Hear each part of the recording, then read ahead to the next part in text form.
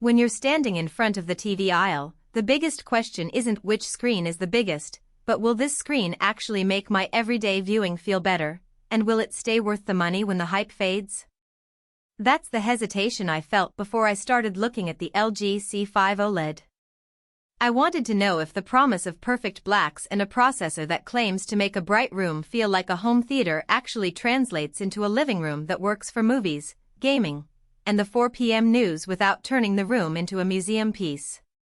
Link is in the description if you want to check the product details on Amazon. First off, the C5 lives in a category that's been crowded for years, 4K OLED televisions. What sets it apart isn't a flashy new resolution or an extra HDMI port, it's the way LG has tried to make OLED practical for the average home that isn't dimly lit all the time.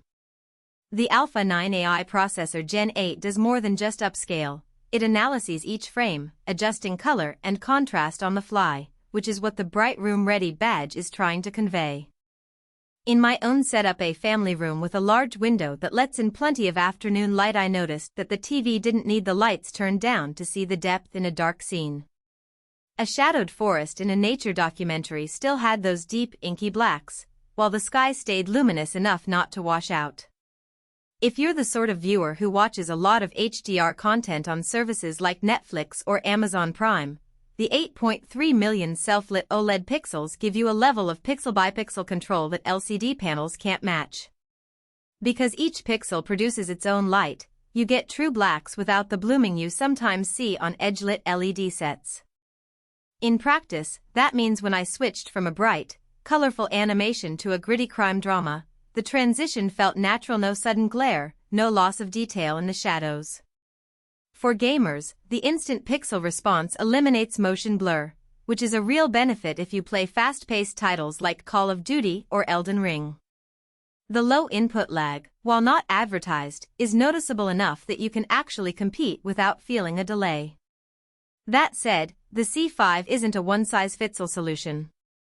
The OLED technology, while superb for contrast, can be susceptible to static image retention if you leave a logo or news ticker on screen for hours. I tested this by leaving a news channel's ticker on for a couple of days. After turning it off, there was a faint ghost that faded after a few minutes of varied content. It's not a catastrophic problem, but it's a trade-off you should be aware of if your TV will double as a background display for a workstation or a kitchen monitor. Also, because OLED panels are thinner than most LED sets, the stand is fairly minimalist. If you have a TV cabinet with a fixed shelf height, you might need a spacer or a wall mount to get the right clearance. Who should consider this model? If you're a cinephile who values picture fidelity over sheer size, the C5's OLED panel delivers a cinematic experience that rivals a modest projector, without the hassle of a dark room or a screen. It's also a solid pick for gamers who need low latency and fast response, especially if you already own a next-gen console that can push 4K at 120 Hz. Families that watch a mixed bag of streaming shows, sports, and occasional movies will benefit from the smart upscaling. Older 1080p content looks cleaner, and the AI processor does a decent job of reducing noise without making the picture look overprocessed. On the flip side, if you live in a very bright living space and you're not willing to dim the lights, a high-end LCD with local dimming might give you a brighter peak luminance without the risk of OLED burn-in. Likewise, if you're on a tight budget, the C5 sits in a premium price tier. There are 4K LCDs that can deliver a respectable HDR experience for a fraction of the cost. And if you plan to use the TV primarily for static content like a digital photo frame, a kitchen recipe display, or a home office monitor, you might want to look elsewhere, because the occasional pixel retention could become an annoyance. One practical strength that often gets lost in the specs sheets is the user interface.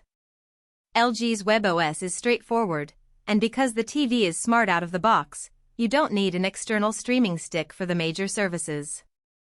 The voice control through Google Assistant or Alexa works well enough for turning on Netflix, adjusting the volume, or changing inputs without needing a remote.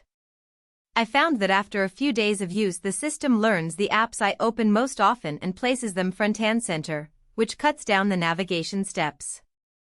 A hidden weakness, however, is the lack of HDMI 2.1 features beyond basic support. The C5 does have the bandwidth for 4K at 120 Hz, but it doesn't support variable refresh rate, VRR, or auto low latency.